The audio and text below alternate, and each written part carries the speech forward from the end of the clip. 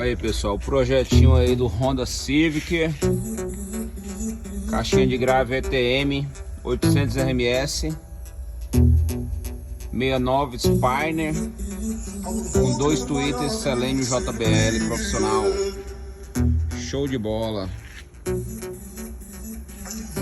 Observação, não interfere em nada de tirar o step do carro, viu pessoal? Projeto muito bem feito pela Ativo Som. Chique, chique, chique. Ah, outra coisa, além desse som aqui atrás, lá nas portas foi tirado o original.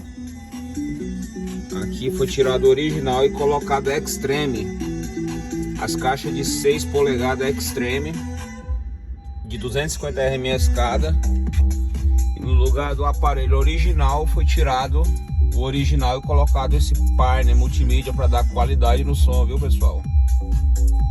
Esse é o sonzeira novo do Honda Civic, projetinho novo.